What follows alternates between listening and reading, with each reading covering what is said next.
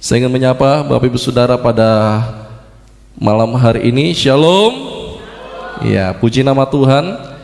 Bapak Ibu Saudara, ketika saya berdoa untuk apa yang kita akan pelajari untuk Bible study kita, saya mendapatkan bahwa kita akan meneruskan pelajaran yang kita sudah terima minggu lalu tentang warna di dalam kehidupan kita atau kepribadian di dalam kehidupan kita. Saya cuma ingin mengingatkan Bapak Ibu Saudara bahwa temperamen karakter manusia itu ada 4, Bapak Ibu Saudara. Ya, kita lihat dulu ini aktif, ya, supaya Bapak Ibu Saudara tidak lupa ya. Kemudian di sini pasif. Pasif itu artinya kurang inisiatif, Bapak Ibu Saudara ya. Kemudian di sini orientasinya kepada orang atau manusia. Kemudian di sini orientasinya kepada tugas. Ya, supaya Bapak Ibu Saudara yang belum terlalu mengerti bisa mengerti. Saya mempelajari ini kurang lebih Bapak Ibu Saudara ada lebih dari 10 tahun. Dan saya mengajar ini juga di sekolah Alkitab. Jadi pelajaran tentang temperamen, tentang karakter kita pelajari bukan untuk mempermalukan orang, tetapi untuk supaya kita tahu apa kekurangan hidup kita dan kita bisa saling memperbaiki ya. Yang kedua, pelajaran tentang karakter atau temperamen ini kita pelajari bukan untuk supaya orang harus memahami kita, tetapi kita belajar untuk saling memahami. Jangan katakan saya kan begini, ya harus bisa pahami. Nggak bisa, sudah. Kita harus bisa saling memahami. Kalau orang bisa memahami kita, kita juga harus memahami orang lain, saudara ya. Kita akan melihat di sini aktif, pasif, tugas dan orang ya. Di sini minggu lalu kita belajar tentang warna merah. Ya, di sini warna apa? Kuning. Di sini warna apa? Hijau dan warna ungu. Kita akan mempelajari kata lain atau nama lain daripada warna-warna ini. Bapak Ibu Saudara akan lebih mudah kalau pakai warna, tapi saya ingin memberitahu supaya Bapak Ibu Saudara tahu bahwa di pelajaran temperamen ini kita akan mengenal nama lain daripada merah. Merah itu nama lainnya adalah kolerik atau dominan. Jadi kalau kita belajar tentang DISC, Bapak Saudara, nanti kita akan belajar tentang merah, kuning, hijau, ungu sama dengan DISC. Nanti kita akan pelajari itu. Kemudian kuning itu sama dengan sanguin, ya, sanguin atau intim di sini. Jadi kita harus tahu bahwa ini tidak beda, tetapi ini kata lain atau nama lain supaya Bapak Saudara mudah mengingat. Ya, biasanya ada orang kolerik itu apa ya? Lebih bagus kita kenal dengan merah, kuning, hijau dan ungu. Tetapi kata-kata lain ini perlu Bapak Ibu Saudara pelajari. Kemudian hijau di sini adalah flegmatik. Jadi kalau ada yang katakan saya ini flegmatik, apa itu flegmatik? Sama dengan hijau. Kemudian kata lain daripada flegmatik, DIS di sini adalah stabil. Ya, supaya Bapak Saudara melihat sini ya, stabil. Jadi kalau kita kenal kata flegmatik, stabil sama dengan hijau. Yang terakhir adalah ungu, itu adalah melankolik. Kita seringkali dengar kata melankolik. Melankolik itu sama dengan ungu, sama dengan intim, stabil, cermat. Ya, ini sama semua Bapak Saudara ya, jadi jangan bingung. Kalau kita dengar kata merah itu sama dengan kolerik, sama dengan dominan, kemudian kuning sama dengan sanguin, sama dengan intim, hijau sama dengan flegmatik. Kalau kita katakan flegmatik itu nanti sama dengan hijau, sama dengan stabil. Jadi kalau ada seorang motivator atau pembicara mengatakan siapa di tempat ini yang temperamennya atau karakternya adalah stabil. Apa stabil ya?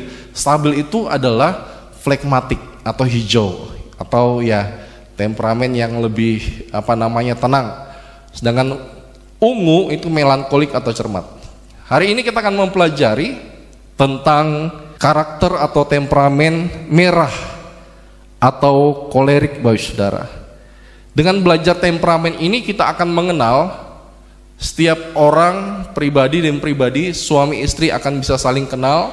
Ya, mari kita akan buka bersama-sama Bapak Saudara ya di dalam Roma pasal yang pertama ayat yang ke-11. Kita akan dahului pelajaran pada malam hari ini dengan firman Tuhan.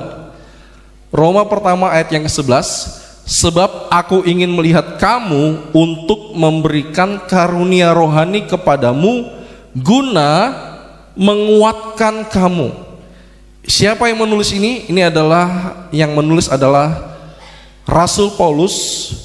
Dia adalah rasul yang mempunyai warna merah atau temperamennya kolerik atau dominan. Jadi Rasul Paulus ini adalah salah satu contoh kalau kita ingin belajar tentang temperamen merah atau dominan, ya. Seorang yang merah tadi dikatakan di dalam Roma pertama tadi ayat yang ke-11, ya, dikatakan bahwa karunia yang dia miliki, ya, karunia rohani itu berguna untuk menguatkan. Apa kata menguatkan di situ? Artinya memotivasi. Jadi orang dominan kalau dia sudah bertobat, kalau dia sudah sungguh-sungguh atau dia lahir baru, Roh Kudus memenuhi kehidupannya, Tuhan pakai dia, kemudian dia sudah dewasa, maka kelebihan di dalam kehidupannya dia bisa menjadi seorang motivator bagi orang lain. Dia bisa menguatkan orang lain. Dia bisa membuat orang lain yang tadi yang terpuruk begitu dahsyat di bawah bisa tiba-tiba menjadi naik dengan kata-katanya. Sebab orang-orang dominan ini adalah orang-orang yang punya kemampuan untuk mengangkat hidup orang lain yang ada di bawah. Jadi Bapak Saudara jangan bingung nanti ketika kita mempelajari 4 ini, kira-kira kita itu bagian mana? Kita ini kira-kira merahkah, kuningkah, hijaukah, ungukah? Kalau kita belum pernah tes, ya kita belum akan mengetahui itu. Tetapi mari nanti kita akan melihat apa kelebihan dan kekurangan masing-masing, dan temperamen-temperamen ini, ya, nanti ada dalam kehidupan kita dan kita bisa maksimalkan di dalam hidup ini, Bapak Saudara. Mari kita akan lihat tentang Rasul Paulus. Siapa tadinya Rasul Paulus? Rasul Paulus adalah seseorang yang menganiaya orang Kristen. Dia adalah orang yang begitu berapi-api, begitu bersemangat sekali untuk melakukan sebuah penangkapan untuk orang-orang percaya yang ikut Tuhan Yesus.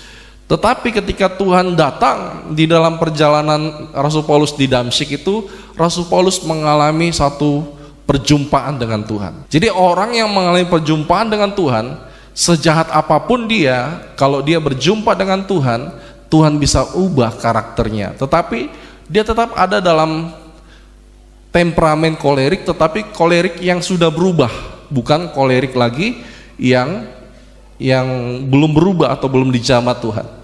Jadi Bapak Saudara, apapun temperamen karakter kehidupan kita, kalau ada Tuhan di dalam kehidupan kita, kalau kita mengalami kedewasaan terus di dalam temperamen ini, setiap kekurangan yang ada di 4 ini, di ISC ini, kita akan bangkit dan kita akan, firman Tuhan katakan begini, ya, kita akan dibuat menjadi serupa dan segambar dengan Tuhan. Artinya apa?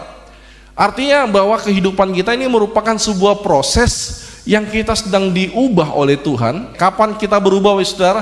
Saat kita mengalami pergesekan. Firman Tuhan berkata di dalam Amsal, besi menajamkan besi, manusia menajamkan sesamanya. Artinya, saudara, ketika kita hidup, ya, apalagi hidup bersama di dalam hubungan suami istri, terjadi saling gesek satu dengan yang lain.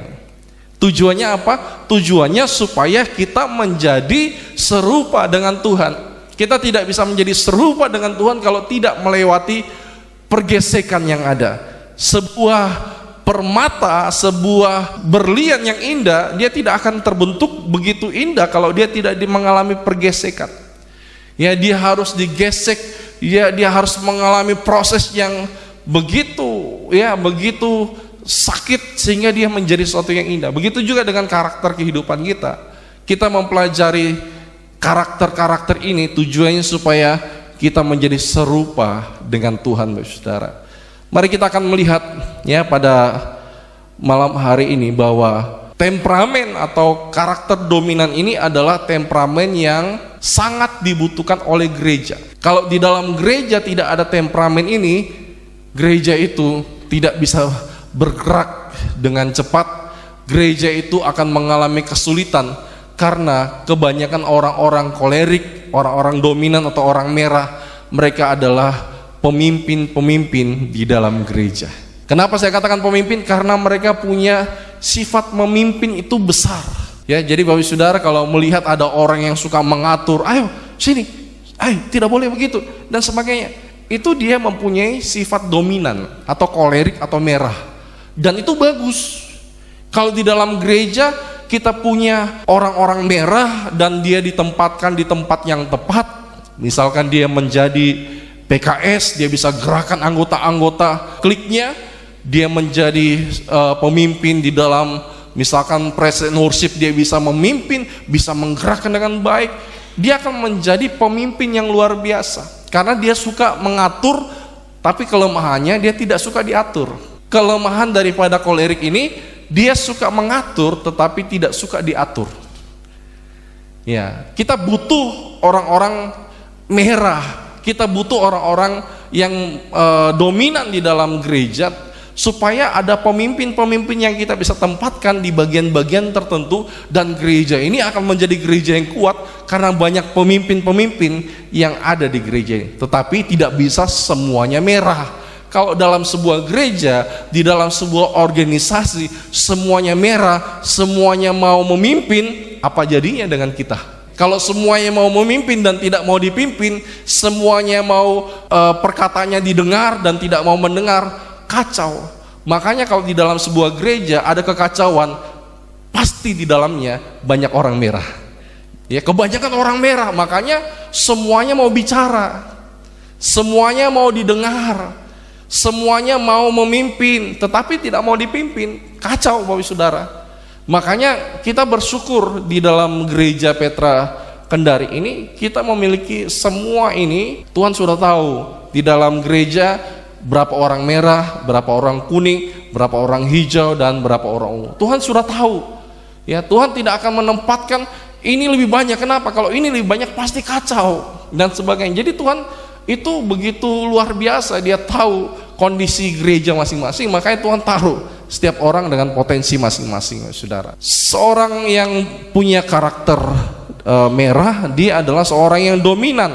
Misalkan Bapak Saudara, ketika kita mengisi form tes dan kemudian saya mendapati ada seorang yang punya karakter atau temperamen adalah dominan, dan dominannya cukup tinggi, misalkan nilainya sudah 6. Ketika nilainya 6, dominan tinggi, saya tidak ragu, saudara. Saya sampaikan kepada orang ini, Pak, tolong ya, kita mau buka cabang di sana. Bapak tolong ke sana bersama dengan pengerja ini, tolong Bapak atur segala sesuatu di sana. Dia katakan oke. Jadi orang dominan, orang kolerik ini membuka cabang baru, melakukan sesuatu yang baru, yang dari nol, dia suka. Kalau itu cabang sudah dibuka orang lain dan dia disuruh meneruskan, dia kurang suka. Jadi Rasul Paulus ini adalah rasul yang banyak membuka cabang-cabang di kota-kota. Tapi kalau dia sudah buka, dia tinggalkan. Dia cari gembala, dia cari pemimpin, dia cari anak-anak rohani, kamu yang pimpin ini. Dia pergi lagi.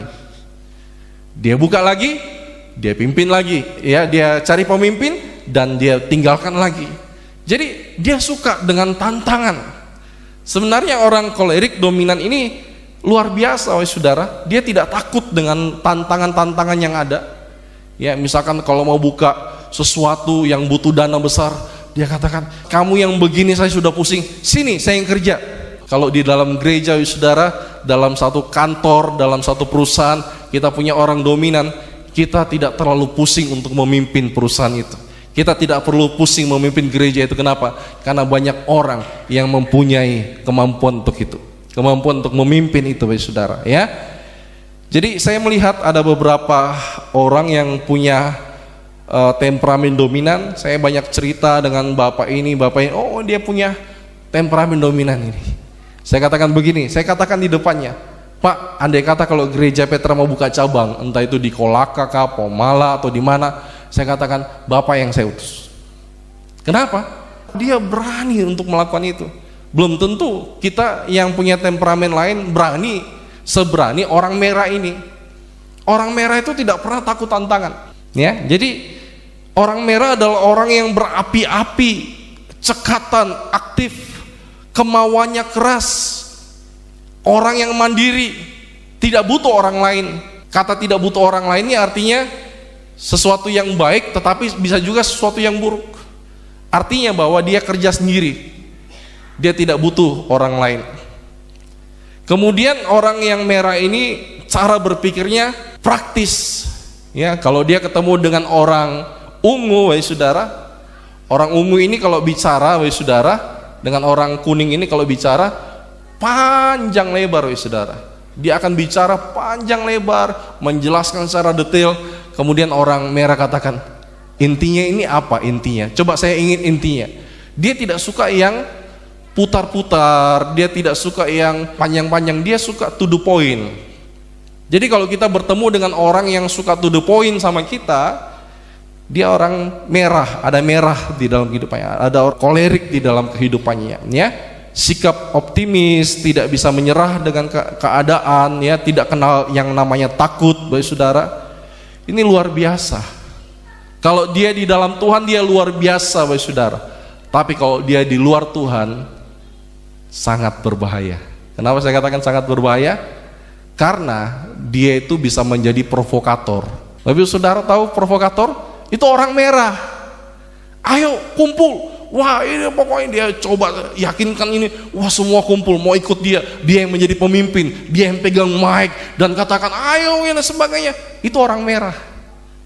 Kalau dia tidak dalam Tuhan, kalau dia tidak dipenuhi Roh Kudus, kalau dia tidak dewasa, dia bisa menjadi provokator. Tetapi kalau dia sudah dalam Tuhan, bagi saudara, dia adalah seorang yang luar biasa di dalam Tuhan. Ya, mari kita akan melihat di dalam kehidupan orang merah, orang kolerik ini punya kelemahan. Mari kita lihat apa saja kelemahannya. Yang pertama, dia adalah seseorang yang kalau dia tidak dalam Tuhan atau belum dewasa, dia adalah orang yang kejam. Jadi kalau kita menemukan ada orang kejam, sadis, kasar, tidak sensitif, tidak mengerti perasaan orang lain, itu kebanyakan orang merah. Misalkan kalau di dalam gambaran binatang, ya, dia itu sama dengan seekor badak. Ya, Bapak Ibu Saudara tahu badak? Badak itu kulitnya keras, punya apa? Culah. Culahnya ini dipakai untuk melukai. Itu adalah gambaran daripada orang merah. Orang yang keras kepala, orang yang pribadinya keras. Kalau dia sudah bilang A tetap A, tidak akan bisa B. Kalau Bapak Ibu Saudara, bapak-bapak atau anak-anak muda, temperamennya adalah merah, jangan menikah sama orang merah. Hancur rumah tangganya, ya saudara, berantakan. Kenapa? Berkelahi terus, tidak ada yang mau mengalah, tidak ada yang mau mendengar, maunya semua didengar. Makanya saudara, ketika memilih pasangan, kita harus belajar juga temperamen-temperamen yang ini, supaya pernikahan kita bahagia. Makanya banyak orang tidak berbahagia dalam pernikahan. Kenapa? Karena dia tidak mengetahui apa kelebihan dan apa kekurangan pasangannya. Kalau sanguin ini, kita gambarkan dia seperti kelinci. Bapak saudara, saya ingin kita melihat sekilas, ya. Kalau kita ingin mengenal dengan cepat temperamen, ini cuma sekitar 40% benar, tapi kita harus tes lagi. Kalau kita ingin melihat orang temperamen dengan cepat dalam waktu tempo 1 menit, tanyakan 4 pertanyaan ini. Tanyakan 1 pertanyaan ini, yaitu kamu itu adalah, kalau kasih gambaran kamu ini, kalau diumpamakan seperti badak, kelinci, kura-kura. Ya, kura-kura kalau ada masalah dia masuk dalam tempurung, jalannya lambat, atau merpati, perasaannya halus, cepat tersinggung, sensitif. Kira-kira dalam waktu 1 menit ketika dia bisa jawab, dari 4 ini saya melihat saya ini kura-kura. Berarti langsung dengan cepat kita bisa mengetahui dia orang hijau. Bapak bisa tahu?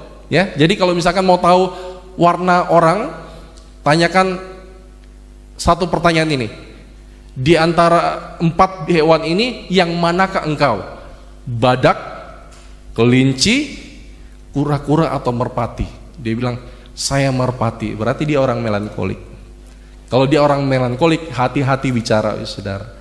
Karena dia orang sensitif.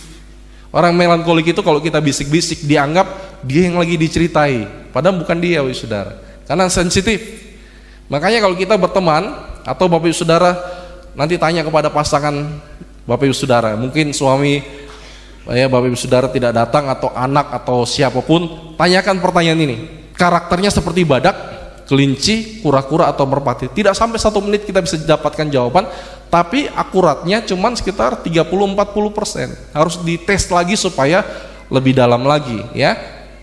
Dan kemudian kekurangan daripada merah atau dominan ini, bahwa hal yang paling sulit dilakukan adalah dia mengasihi orang lain. Kenapa bagi dia sulit mengasihi orang lain? Sekali lagi, karena fokusnya dia bukan pada orang, tapi pada tugas. Jadi Bapak Ibu Saudara, kalau orang yang fokusnya pada tugas, dia akan sulit mengasihi orang. Dia akan lebih suka bekerja dibandingkan dengan membangun hubungan dengan orang. Dia lebih suka orientasinya pada pekerjaan, bukan pada orang. Itu adalah orang merah. Dan biasanya hal yang paling buruk dalam kehidupannya adalah bisa memakai orang-orang yang ada di sekitarnya untuk mencapai tujuannya. Tapi kalau sudah selesai, dia tidak akan dekat lagi dengan orang itu. Artinya begini, kalau ada orang yang tiba-tiba dekat dengan kita, ya pura-pura baik, kemudian orang yang jarang telepon kita, tiba-tiba telepon kita dan tanya, ya bagaimana kabar kamu dan sebagainya, pasti ujung-ujungnya ada begini, bisa tidak bantu saya? Oh bisa. Ketika selesai kita bantu dia, dia tidak hubungi kita lagi. Kenapa? Dia selalu memanfaatkan orang untuk supaya tugasnya bisa selesai.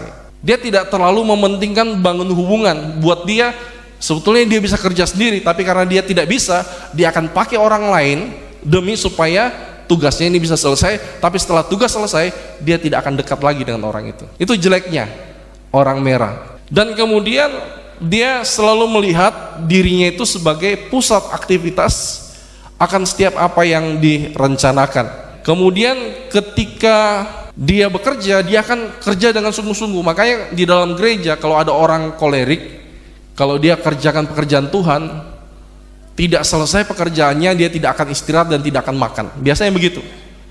Ayo makan, sudah waktunya makan. Tunggu dulu, saya kerja dulu ini. Dia lebih suka dengan pekerjaan sampai biasa terlambat makan. Karena dia suka sekali dengan pekerjaan, atau yang dinamakan dengan work alcoholic, atau dia gila kerja sampai-sampai dia kehilangan orang-orang yang ada di sekelilingnya. Dia kehilangan istrinya, dia kehilangan anak-anaknya, hubungannya sangat jauh karena dia fokus sama pekerjaannya. Jadi orang-orang dominan ini adalah orang-orang yang lebih mengutamakan pekerjaannya dibandingkan dengan hubungan. Jadi dia adalah orang yang begitu giat dalam bekerja itu baik, giat bekerja itu baik, tapi jangan sampai kelewatan. Kalau kita sampai kelewatan, Bapak Saudara, sampai menjadi work alcoholic, sehingga kita tidak punya hubungan dengan Tuhan. Karena orang-orang yang dominan ini, kalau dia sudah bekerja, dia tidak terlalu mengutamakan Tuhan di dalam hidupnya. Sudah kurang berdoa, ya sudah kurang membaca Alkitab. Kenapa? Karena dia fokus sama pekerjaannya. Jadi sebenarnya orang rajin, tapi rajin fokusnya salah, ya. Jadi Saulus ini adalah orang yang punya kolerik yang sangat kuat, tetapi Tuhan ubah kehidupannya. Bapak Saudara, saya ingin katakan bahwa orang-orang kolerik yang tidak bertobat, mereka adalah orang-orang yang sadis. Saya kasih gambaran.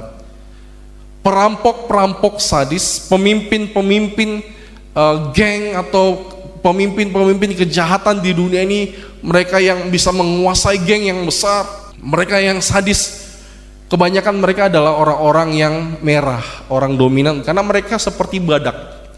Mereka kuat, ya, mereka tebal. Hatinya itu tidak bisa gampang dimasuki, Bapak Saudara.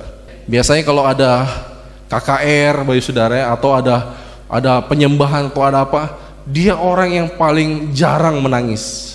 Untuk melihat orang kolerik, orang dominan, orang merah menangis ini, Bapak Saudara, itu kayaknya, ya, tunggu betul-betul Tuhan bisa betul-betul masuk, ketebalan hati yang tebal gitu Tuhan bisa masuk, barulah dia bisa menangis. Tapi buat dia menangis itu sesuatu yang cengeng.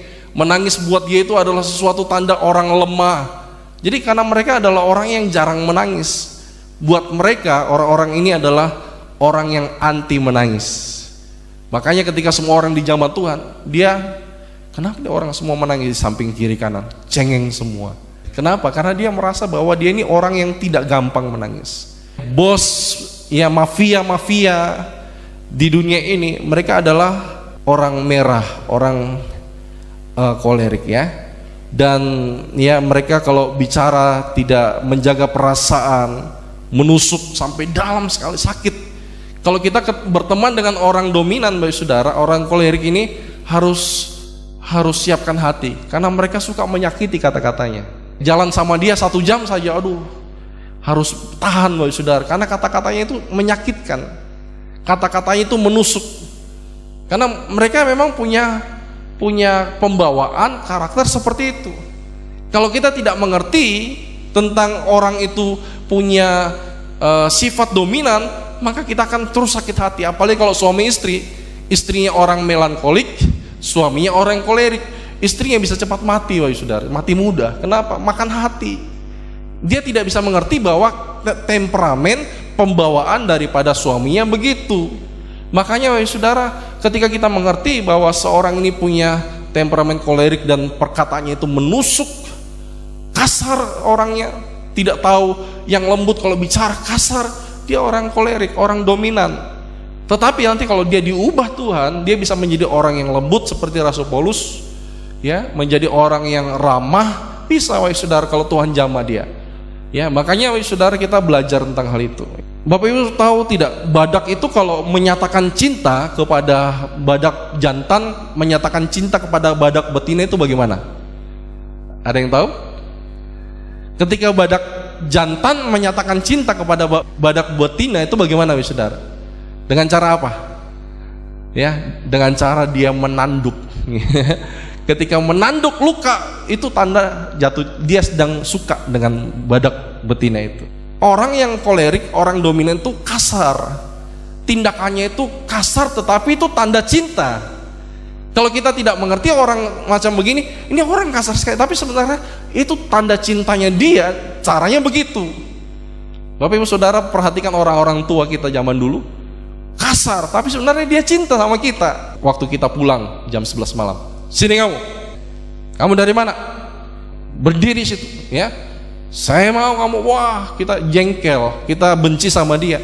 Tapi itu tanda perhatiannya kepada kita. Coba andai kata kalau orang itu, orang tua kita itu adalah orang yang melankolik atau orang sanguin, dia akan katakan begini, kamu dari mana nak? Ya, saya khawatir sama kamu. Jangan-jangan tidak terjadi apa-apa. Ayo cepat, cuci kaki, masuk kamar. Itu orang-orang sanguin, ya, orang-orang intim dengan orang ini, dengan orang cermat akan melakukan itu. Tetapi orang kolerik tidak begitu. Dia menyatakan perhatiannya, cintanya itu dengan kasar. Ya, jadi kalau Bapak Ibu Saudara berhadapan dengan orang begini baru tiba-tiba dia kasar, jangan Bapak Ibu Saudara sakit hati. Itulah tanda dia sedang sayang sama kita. Orang kolerik ini susah menyatakan cintanya atau kasihnya secara terbuka, karena dia adalah orang yang tertutup, ya, dan sebagainya, ya. Jadi orang kolerik ini adalah orang yang baik sekali dalam mengatur, menyukai tantangan, tidak mudah menyerah, ya, menjadi sosok yang diidam-idamkan, ya. Jadi Bapak Ibu Saudara, sebenarnya kalau ibu-ibu punya suami kolerik itu bagus, karena dia akan memimpin rumah tangga itu dengan luar biasa. Tapi harus di dalam Tuhan. Kalau dia tidak dalam Tuhan, dia akan kasar memimpin, dia akan suka memukul. Itu orang kolerik begitu. Jadi kalau mendapati suami-suami Bapak Saudara suka memukul, menghajar, itu orang kolerik, orang yang sadis, karena dia belum dalam Tuhan. Tapi kalau dia sudah dalam Tuhan, dia akan menjadi pemimpin yang luar biasa, ya, tidak mudah menyerah. Kemudian ketika dia bekerja, dia ingin menghasilkan yang baik, tapi akhirnya membuat dia menjadi seorang perfeksionis. Bapak Ibu Saudara tahu apa perfeksionis? Perfeksionis itu adalah nyaris tanpa ada cacat. Jadi kalau misalkan dia menikah, pasangannya punya cacat sedikit saja, dia anggap bahwa ini sudah tidak memenuhi standar saya. Dia sudah tidak memenuhi kriteria saya. Kenapa? Dia punya kekurangan. Dia itu akhirnya menjadi apa? Akhirnya menjadi perfeksionis sehingga tidak mau menerima kekurangan pasangannya walaupun cuma sedikit. Bagi dia itu sudah tidak perfect lagi. Itu kejelekan daripada orang-orang dominan ini. Kalau dia menikah, dia lihat pasangannya punya kekurangan, padahal kekurangan yang biasa. Semua orang juga biasa punya kekurangan. Bagi dia tidak bisa ditolerir. Saya tidak bisa terima dengan kekurangannya. Saya mau dia perfect. Ya, jadi orang-orang kolerik ini nanti menjadi orang perfeksionis. Kalau kita menikah dengan dia, Bapak Saudara, akan stres. Kenapa? Karena dia akan membawa kita ke standar yang tinggi. Jadi orang-orang perfeksionis itu orang merah dengan orang ungu. Orang ungu dengan orang merah ini punya standar-standar yang tinggi. Ya, nanti kalau Tuhan izinkan kita belajar lagi untuk masuk ke intim, nanti kita akan pelajari lagi. Ya, siapa lagi ini dan sebagainya. Jadi kita akan mempelajari ini secara keseluruhan berdasarkan ayat-ayat firman Tuhan. Ya, jadi dia seorang yang suka memimpin, ya, cenderung membuat keputusan, kadang-kadang keputusannya juga salah. Ya, kemudian dia orang yang bebas, tidak mau dikendalikan. Jadi kalau Bapak Ibu Saudara menikah dengan orang merah, dia tidak mau dikendalikan, tidak mau diatur. Jadi dia mau mengatur tapi tidak mau diatur, tidak mau dikendalikan. Jadi dia orang yang bebas, orang yang mandiri. Tanpa suami pun, tanpa istri pun saya bisa. Karena dia anggap bahwa dia tidak perlu orang lain. Dia sudah baik tanpa orang lain. Itu menjadi kekurangan daripada orang merah ini, orang dominan ini. Dia tidak butuh orang lain, sehingga apapun yang dia kerjakan, keputusan yang dia kerjakan selalu memutuskan sendiri. Jadi kalau Bapak Ibu Saudara punya pasangan warna merah, jangan harapkan dia tanya sama kita kalau dia membuat keputusan. Tidak, dia akan putuskan sendiri. Dan kita tiba-tiba kaget, loh, kapan kamu ambil keputusannya? Kemarin. Kenapa enggak tanya? Iya, buat apa saya tanya? Ini saya anggap ini benar, saya putuskan. Jadi orang-orang merah adalah orang-orang yang bebas, mau mandiri, ya. Kemudian dia akan ini sesuatu yang baik juga, selalu menginginkan sesuatu yang lebih baik daripada kemarin. Jadi kalau dia punya sebuah perusahaan, punya toko, hari ini baik, dia tidak akan puas. Dia mau besok lebih baik daripada hari ini. Penghasilan hari ini misalkan 10 juta, dia tidak pernah puas. Jadi orang merah ini orang yang tidak pernah puas dengan penghasilannya. Kalau dia dapatkan begini, dia mau besok harus lebih baik lagi. Sebetulnya ada baiknya, tapi juga ada jeleknya, saudara. Ya, dia standarnya tinggi. Ya, kemudian ya dia tidak membutuhkan teman. Jadi orang merah ini kalau kita hitung teman-temannya sedikit. Ya, jadi kalau Bapak Saudara punya karakter dominan, ya, kolerik, coba hitung teman-temanmu. Atau Bapak Ibu Saudara yang punya pasangan orang dominan, coba hitung teman-temannya, sedikit, tidak banyak. Kenapa? Karena tidak ada yang tahan sama dia. Kata-katanya menusuk, ya. Orang yang mandiri, bebas, tidak mau dikendalikan, mau buat semau-maunya. Ini yang membuat orang lain tidak nyaman dengan dia, yang membuat orang lain tidak suka dengan karakternya dia, yang membuat orang tidak suka berteman. Makanya saudara, kekurangan daripada orang kolerik dominan merah ini, mau bebas, dia kurang teman, ini yang kita harus perbaiki. Ya, bagaimana caranya menurunkan yang lemah dalam kehidupan kita, minta Tuhan ubah, Roh Kudus ubah kehidupan kita, sehingga kita menjadi pribadi yang lebih baik lagi. Dan kemudian dia orang yang bertanggung jawab. Saudara, sesuatu yang menyenangkan dari orang kolerik atau dominan atau merah ini adalah berikan dia tanggung jawab. Dia tidak pernah tidak kerjakan itu. Dia selalu bertanggung jawab. Ya, jadi kalau saudara punya karyawan atau punya anak orang kolerik dominan ini, kasih dia tanggung jawab. Dia akan selesaikan itu. Dia tidak akan pernah tidak bertanggung jawab, karena bagi dia tugas itu sesuatu yang utama dalam hidup ini. Kemudian dia memimpin organisasi, ya, tetapi sesuatu yang kurang dalam kehidupannya, dia merasa selalu benar.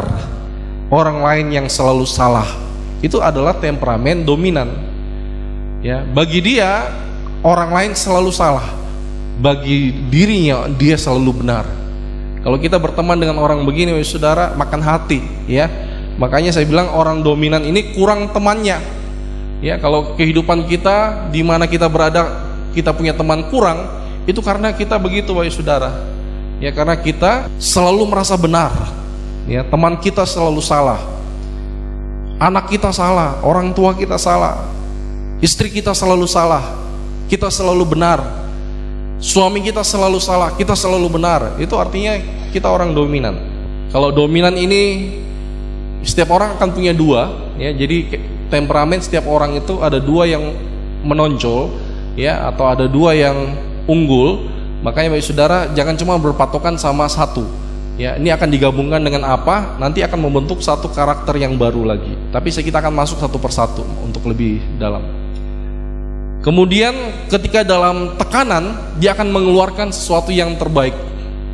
Jadi ketika dia dapat satu target misalkan, ya, apalagi kalau dia adalah seorang sales, ya, sales marketing di sebuah bank, misalkan namanya si A, Bapak A, tolong ya, saya kasih kamu target bulan depan kamu harus mencapai penghasilan 10M. Pokoknya saya tidak mau tahu 10M.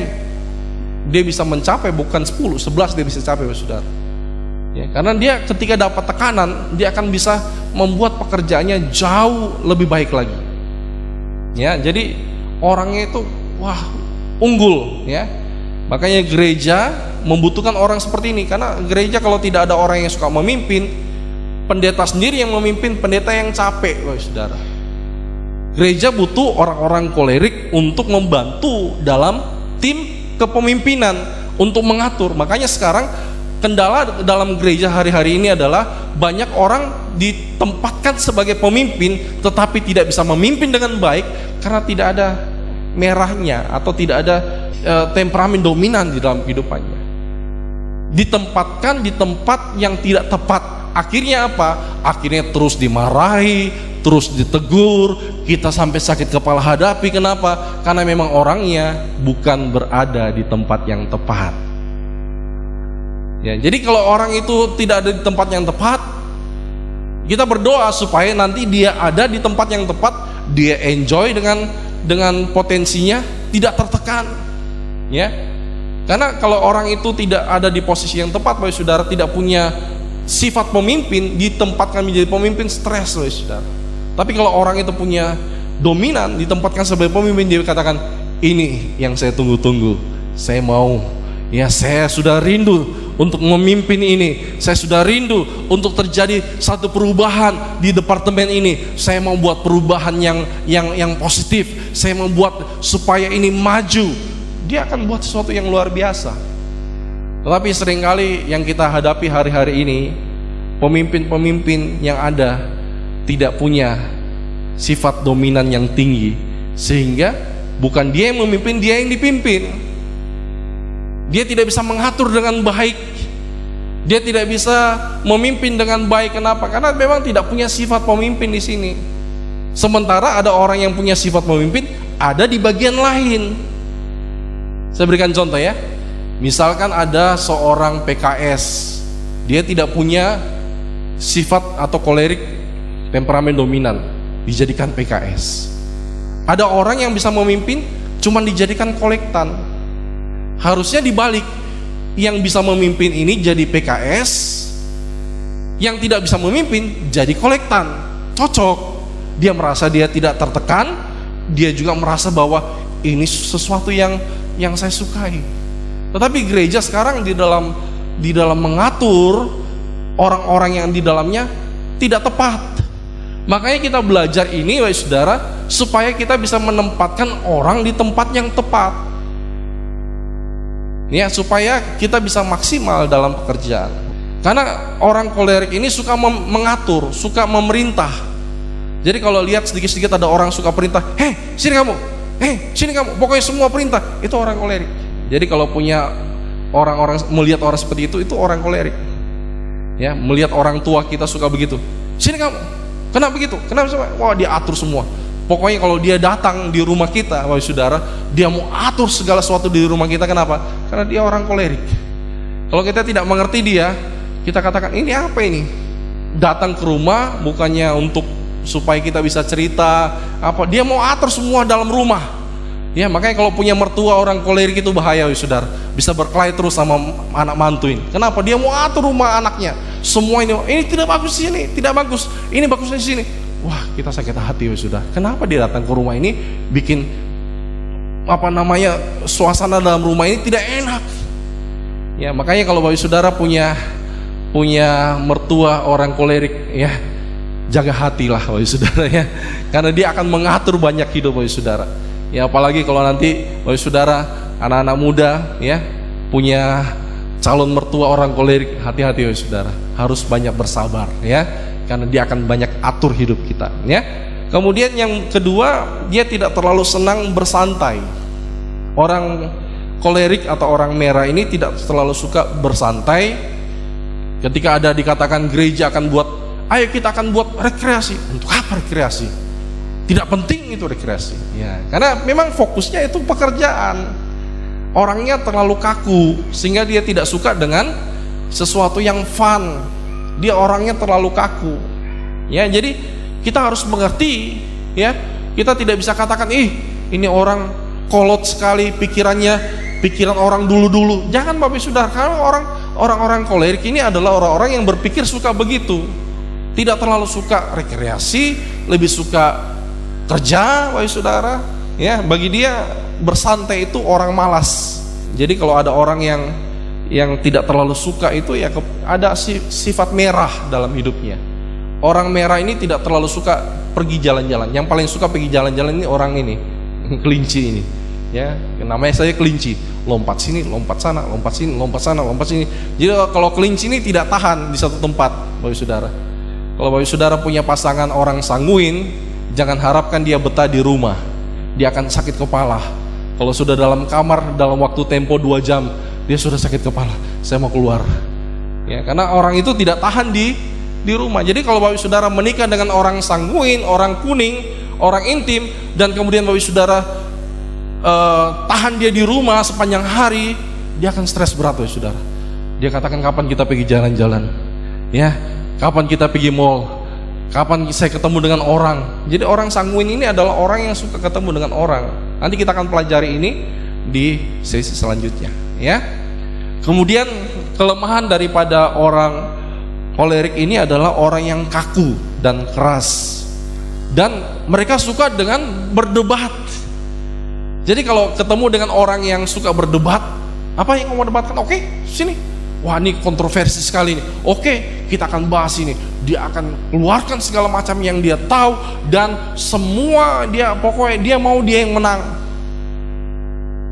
Walaupun tema dalam perdebatan itu misalkan dia sudah nyatakan salah, dia anggap tidak peduli salah, yang penting saya menang, kamu kalah. Wah, makanya kalau berdebat sama orang seperti ini, Saudara, lebih bagus kita diam saja. Kemudian orang-orang seperti ini, ya, tidak menyukai, tadi saya katakan, yang orang dia rasa simpati itu rendah. Dia tidak suka dengan orang yang menangis, kemudian membuat keputusan tergesa-gesa. Ya, dia tidak suka yang bertele-tele, ya. Dan kemudian salah satu sifat yang tidak baik dalam orang merah ini adalah sulit mengakui kesalahan.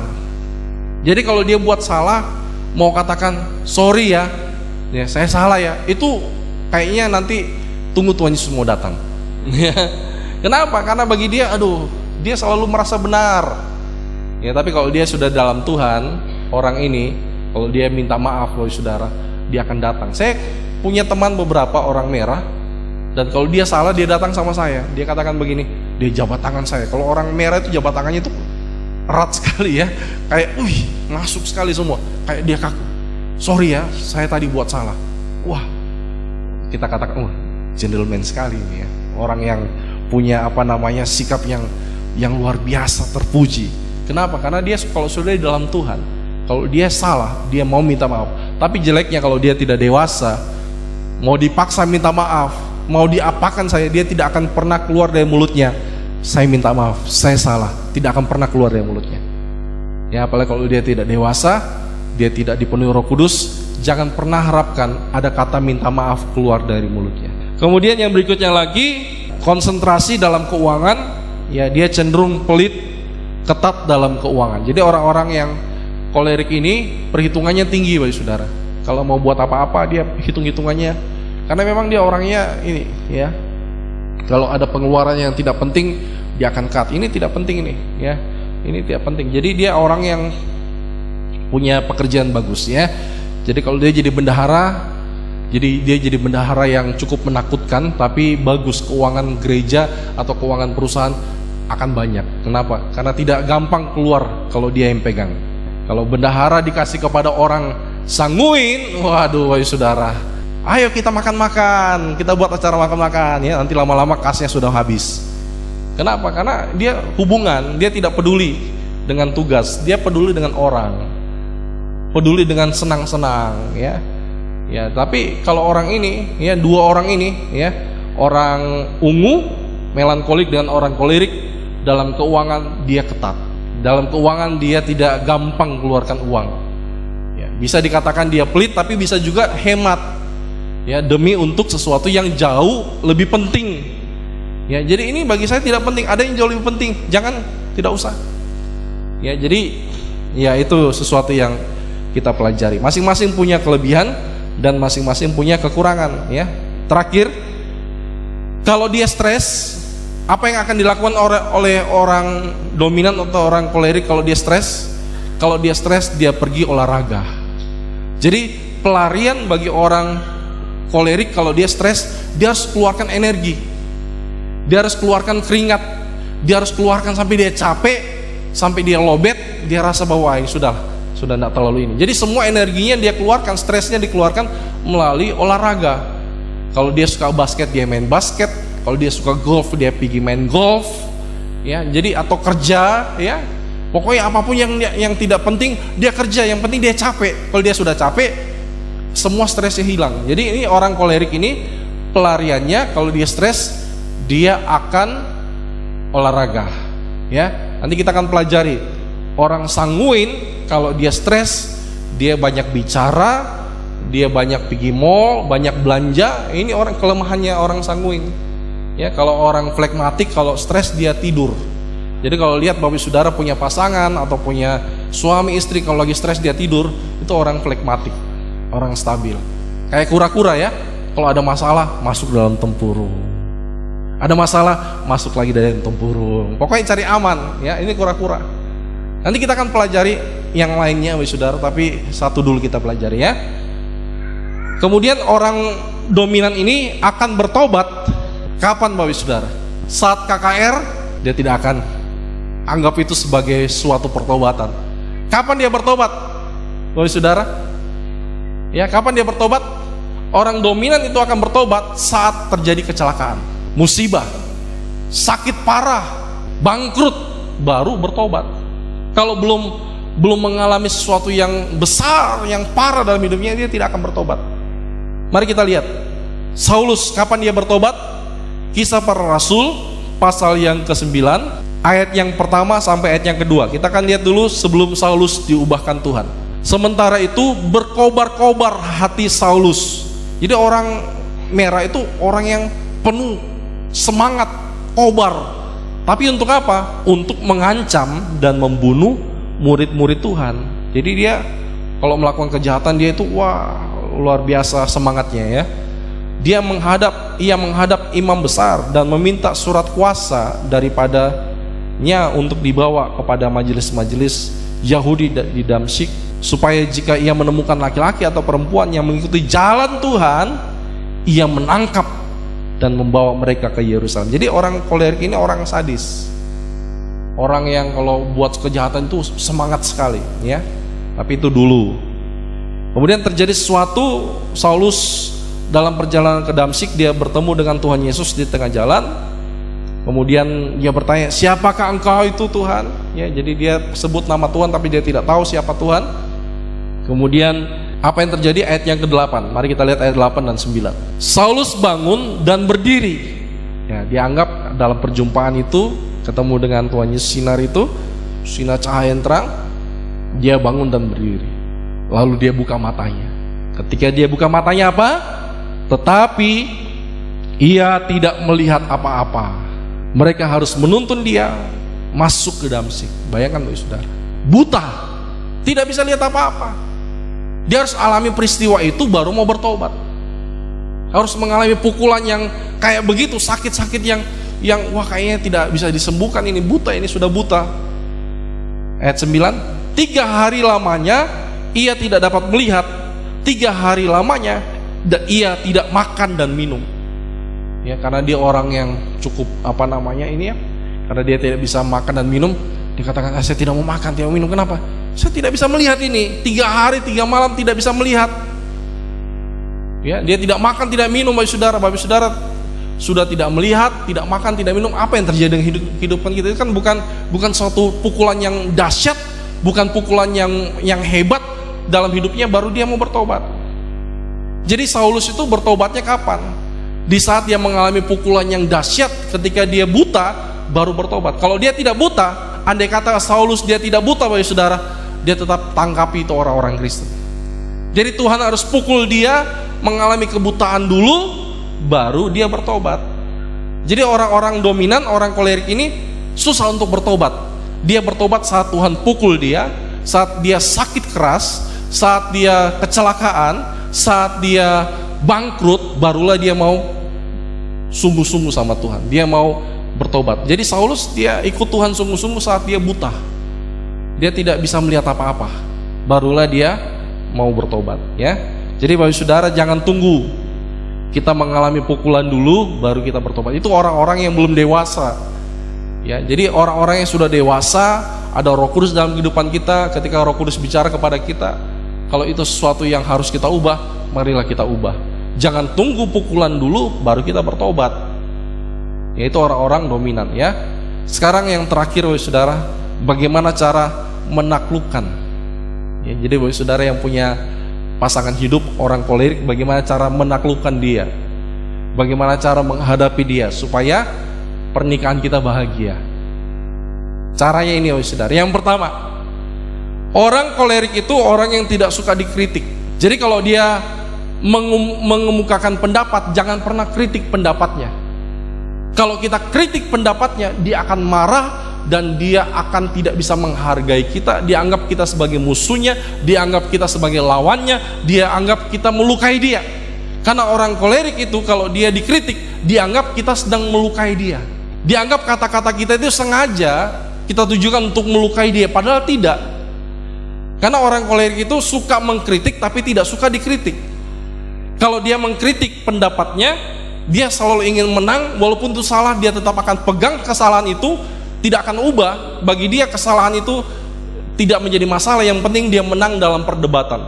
Soal benar atau salah sesuai firman dia tidak peduli, yang penting saya menang. Itu orang kolerik.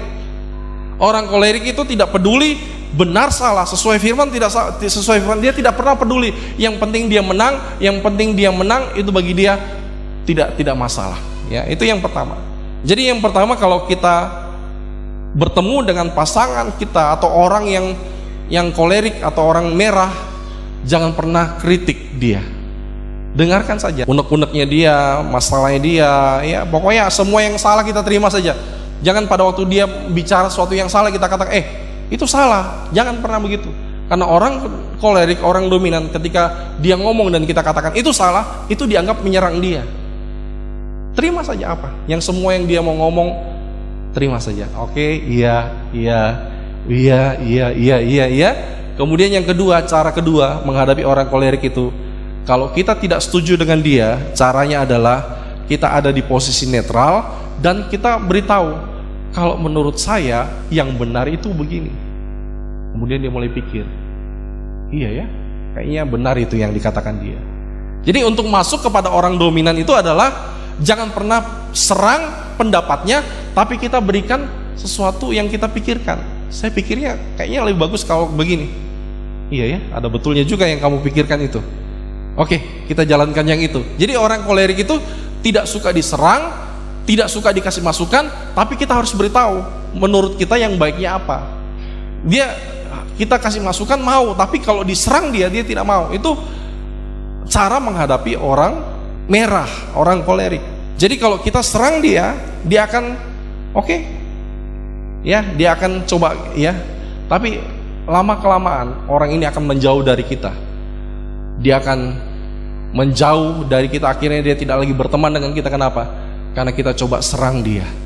Makanya cara menghadapi orang merah, jangan pernah serang dia.